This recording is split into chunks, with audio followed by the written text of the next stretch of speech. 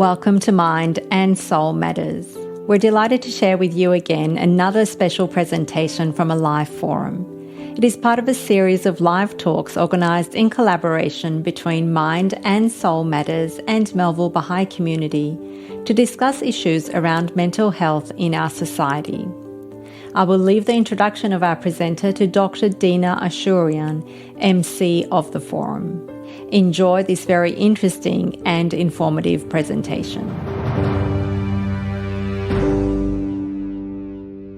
Good morning, everyone. Today is the third in a series of mental health and well-being forums, where we explore relevant topics with the help of expert panel members. Baha'i communities all over the world are working to engage in social discourses on topics that are impacting our communities and our society at large. Today's forum has a focus on trauma and its impact on our mental well-being. A traumatic event is one that causes an individual or group to experience intense feelings of terror, horror, helplessness, and hopelessness. Examples of trauma include involvement in war, accidents, assault, including family violence, and also witnessing something terrible happen. Everyone's reaction to traumatic experiences is different. Many people recover well with the help of family and friends. However, some go on to experience long-term problems that will impact their ability to function. Today's forum is designed to educate us, to help us understand how someone can be impacted by trauma, in particular their mental health. So just a gentle warning, if you find the information shared today has triggered or distressed you, I urge you to check in with your support network. So without further ado, I'd like to welcome and introduce our panelists. Dr. Tarmala Caple. Tarmala is a registered psychologist with 25 years of experience delivering mental health and well-being services. She has worked across Australia in welfare organizations, correctional settings, and policing agencies. She is the founder and director of the Wellbeing Psychologist, a private psychology practice in Alfred Cove, dedicated to helping people overcome adversity so they can thrive. As a former police officer, she has a special interest in treating trauma-related conditions in emergency service workers, the Australian Defence Force, and veterans. In addition to being a psychologist, Tarmala is a mental health aware yoga teacher and is passionate about integrating mind and body practices to support healing. So please welcome Dr. Tarmala Caple. Hello. Now, as Dina had already said, trauma can affect people in different ways. And one of the ways that I like to look at trauma is that trauma is an injury. It's a wound that hasn't healed. And if we think about when we're exposed to trauma, we react and respond in different ways. And a lot of it is based on our survival mechanisms of the way that our nervous system is wired. So if we think about it, psychological trauma is a type of harm that occurs when people experience or witness events but overwhelm their ability to cope in that moment with whatever they're being faced with. And also what we tend to see with a lot of trauma is that people's safety or their integrity of self has been challenged. And there's a really large feeling of helplessness and powerlessness when people go through traumatic events. It's important to recognize, as Dina had said, that not everyone who experiences a traumatic event will actually develop a traumatic disorder or have their mental health impacted in a negative way. I'll explain a little bit as I move along as to why some people do get affected more than others do. So What causes trauma? We've already sort of had a bit of an introduction to that. We've got events such as child abuse or neglect. We can have natural disasters. We're seeing that more and more often. And these sort of natural disasters just don't affect one person. They can traumatize a whole community as well. So we can have individual trauma and we can have collective trauma as well, when we might go through an event that affects many, many people in the community. Even a difficult childbirth can cause trauma for people. So there are many things in life that can cause trauma. Combat, war and displacement, bullying and harassment. We see people from workplaces that are traumatized because they've been subject to severe bullying that never seems to end. Acts of terrorism. The area where I work with emergency services, it's repeated exposure to very, very graphic material or very distressing events. And one of the things that traumatises emergency service workers particularly is having to deal with the distress of other people and not being able to change, not being able to help them, and feeling totally powerless and helpless in people's most difficult moments. So there are a wide range of issues that can actually cause trauma. So we can break trauma down into acute trauma, which might be a single event. It might be a car accident. It could be an assault, but it's a single event that someone experiences. We then have chronic trauma, which is repeated exposure to events. That could happen in a war-like situation. It can happen with emergency services. It could happen with someone that's subject to domestic violence. So it's chronic and it's repeated over and over. We've also got complex trauma, and complex trauma is one of the more difficult areas of trauma because it's a combination of being exposed to repeated events, but it's usually in childhood, and it's usually to do with a close relationship. A child depends on someone, and that someone is neglecting or abusing them in some way, and there's no escape. There's total powerlessness from that. We also have intergenerational trauma, where trauma is passed down through the generations. And this affects people in the stolen generations. It affects people that have been displaced by war. Personally, my father was born in a displaced persons camp in Europe after World War II. So there's been a lot of trauma in respect to my personal family in regards to how they've survived and the impact that that's had on them. And then we have vicarious trauma. And this is when we might be exposed to trauma that's happened to other people. Vicarious trauma is really common. GPs, psychologists, social workers, and other people that work with people that have been traumatized or are really distressed. So there's a whole range of different types of trauma. So when we talk about trauma, we're not talking about one thing, but we are talking about a wound that doesn't heal. Okay. So when it comes to the effects of trauma, trauma can affect us in many, many different ways. And what we tend to see is that, as I said before, not everyone is affected in the same way by trauma. Some of the most recent studies that have been conducted in Australia suggest that 75% of us have been exposed to a traumatic event at some time in our life. And we can probably all think of something that we may have been exposed to that was traumatic. I mean, as a police officer, I can think of many things that I've been exposed to. I've had a car accident. That's a traumatic event. And there wouldn't be anyone in this room that probably hasn't been exposed to a traumatic event at some stage. So let's think about, well, how does trauma affect us? For some people, it can affect them throughout their life, particularly if a trauma starts very, very young. It's going to influence how they start seeing the world, how they see themselves, and how they see other people. And this is one of the things that changes when people are exposed to trauma. They start seeing themselves, the world, and other people differently. And there are 5 themes that often get affected when people are exposed to trauma. One of them is trust. We lose trust. We might lose trust in ourselves, in our own ability. We might lose trust in other people or the people that should have been caring for us and didn't care for us. Or we might lose trust in society or community more generally. Safety. as we've already sort of said, we feel unsafe. A lot of times that's why we have a very, very strong reaction to the traumatic event, is because our sense of safety has been compromised. And what we'll often see, people who go through trauma start to believe that the world is dangerous, other people are dangerous, and they see danger everywhere. And that's one of the things that will keep trauma going and become probably a traumatic disorder rather than just being exposed to trauma.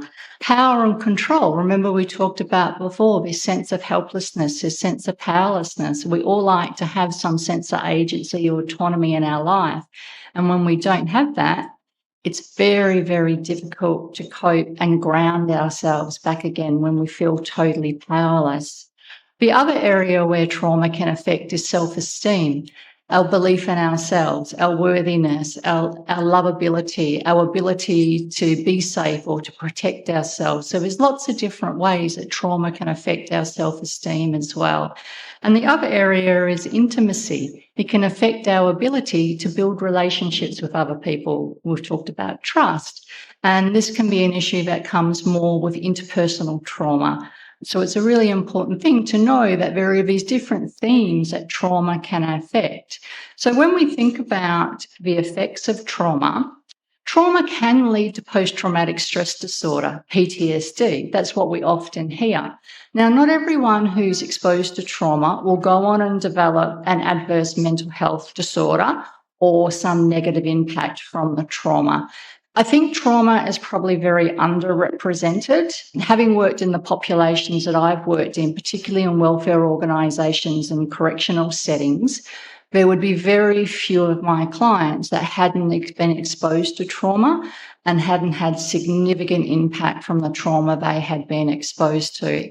And it may have started with child abuse, but then grown to other traumas. They've become assault victims in different ways. They've experienced trauma in lots of different areas of their life. So what we tend to see is that, yes, PTSD is an impact of trauma, but people can develop anxiety disorders. They can develop depression. They can develop substance use disorders. Eating disorders. A lot of people who have eating disorders have a history of trauma in their backgrounds as well. Psychosis. There have been some studies to say that people who go on to develop psychosis have had a traumatic background. Self-harm and suicide.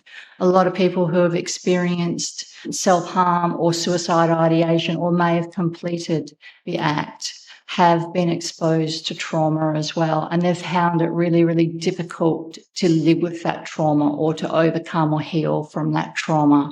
And aggression and violence. A lot of people who engage in acts of aggression and violence, because they're the client group that I've worked a lot with, when you get to know them and they start opening up, they talk a lot about the trauma that they've experienced in their life.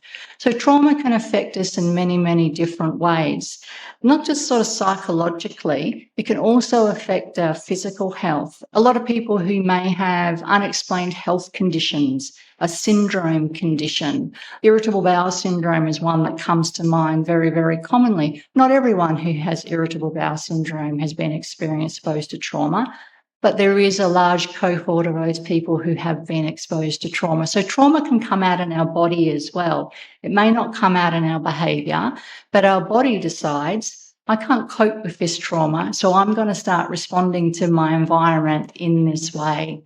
So there are other health conditions, but IBS is probably one of the ones that we know most of that's related to trauma and difficult sort of adverse life events. So trauma can happen suddenly after an event, and it might sort of take a couple of months or it might take a couple of years. Some of the people I've worked with, 20 years later, we've diagnosed PTSD because they've been suppressing what's happened, they've been coping in other ways, there's been a change in their life, or there's been a major significant stressor and then they're not coping. They're having flashbacks, they're having nightmares, they're feeling unsafe, they're feeling depressed, they don't know why. They come in and have a talk to us and we review their history, and there's a whole string of traumatic events that they've been exposed to. Then when we look at what's actually happening, we've got very clear-cut PTSD symptoms, but it may have taken 20, 25 years for those to come out. So it can be quite an insidious problem. It just doesn't go away for some people. But there is natural recovery from trauma as well. And the majority of people who are exposed to a traumatic event will recover. They will recover in the first days or the first couple of weeks or the first couple of months. But recovery really depends on the amount of support that you have, emotional support, practical support, whether you're living in a safe environment. So there's a lot of things that may impact on whether someone goes on to develop trauma. And we know that what can actually happen if you're already experiencing a lot of stressful life events, you're exposed to a traumatic event, you're at higher risk of developing a traumatic disorder. If you've had child abuse or a history of a very difficult childhood, you may have coped through that. You had support at the time, but then a stressful event might occur later in life, and that person may then develop post-traumatic stress from that. So we know that about 12% of Australians experience PTSD. So we've got 75% of us will have been exposed to a traumatic event at some stage in our life. But the official statistics say that only about 12% develop PTSD. I don't know. I think it's probably underreported because, you've got to be present to tick the boxes on a survey, and not everyone who is severely traumatized is available to do that. So one of the things that we know is that some groups are at higher risk of developing trauma as well. Women, we have double the risk of men of developing trauma.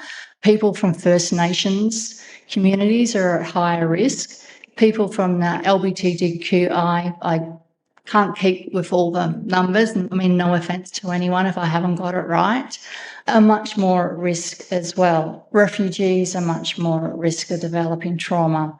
And as I said before, anyone who's experienced a very difficult childhood is at higher risk of developing trauma as well. So one of the things that we see with trauma is that it's a nervous system response as well. It's something that's held in the body. Because if we go back to thinking about what the wound is we don't feel safe. We feel helpless and we don't feel safe. What our nervous system is programmed to do is to constantly scan for cues of safety or danger. What happens when we have a traumatic experience, we go on to hyper alert with scanning for danger to make ourselves safe, if you like. But what can happen? The nervous system, which our fight or flight response, gets overactivated and it gets stuck. It gets stuck on. So no matter what we're exposed to, we don't feel comfortable. We're seeing threat. We're seeing danger where there may be no threat or danger there. And this is one of the difficulties. This is one of the things that keeps that trauma going, is that everything we see means a sense of danger to us. So we can also have an opposite response to a fight or flight response. We can have a freeze response. And a freeze response in the nervous system, again, is a survival mechanism. But a freeze response occurs when we can't cope in any other way. If we're totally powerless, we don't know what to do, we freeze to protect ourselves. And many people who have experienced trauma have frozen in the event. And then that freezing will continue. I can recall I mentioned before a car accident. I thought I was going to die in this accident and I froze. I don't know why I froze. I'm trained to know how to respond. And this is the difficulty. We blame ourselves. Why did I do that? I should have done this. But we're not completely in control. Our nervous system, which is a very sort of evolutionary component of our bodies, which hasn't changed a lot, is protecting us, and it thinks that freeze is the thing that we need to do. But unfortunately, that freeze response can get stuck on as well. And people can swap between fight or flight or freeze. And this can lead to a lot of confusion to people as to what's happening to me, what's happening in my life. And it can also lead to other behaviours that people engage in as well. So there's lots of different effects that can actually happen when we're exposed to trauma. I could go on for ages about it and talk a lot more about the body, but we obviously don't have time. Recovery from trauma. Recovery is possible. The difficulty is the longer people wait to seek help, the harder it can become to treat the trauma because it's ingrained in the nervous system. It's a conditioned response, and we have to decondition the nervous system. We have to get the nervous system to be able to sense cues of safety and cues of real danger. And that takes a lot of work to be able to do that. And that's why, as a yoga teacher, it's really important that when I work with someone, we're teaching signs of safety within the body, because that will then tell the brain, okay, I can be safe in this situation. So we want to be working with the body. We want to be working with the thoughts. Remember, I talked about those themes that can change. And then if we're talking about PTSD and we're talking about memories that are stuck or memories that won't leave us, we want to do some type of memory processing work. So therapy for trauma is a rather complex therapy. This is not one thing that we would actually do to help people. But it's not just about therapy. It's having good support, emotional support, having an environment where you can feel safe is really important as well. So it really is a holistic approach. And when it comes to seeking help, one of the things that I will often recommend is people talk to their GP. Talk to their GP about what they're experiencing. The GP can make a referral to a psychologist. The GP can run checks to see if there's something else that's happening. They can talk to you about what your history is. And then it's up to you and your GP to put a plan in place as to whether that includes psychology, whether that includes self-help, whether that includes joining a group that's supportive. So there are lots of different ways to heal from trauma, but it's a very individual response as well. And if you want some information later about how you can find a psychologist, I can give you some websites as to where you can go to get further information on trauma. If today's episode has raised any concerns for you, please reach out to your local mental health service and your support network. For those in Australia, please contact Lifeline on 13 11 14. If you found today's episode useful, remember to share an episode with a friend and follow Mind and Soul Matters on your preferred podcast platform and on social media. Look forward to your company next time on Mind and Soul Matters.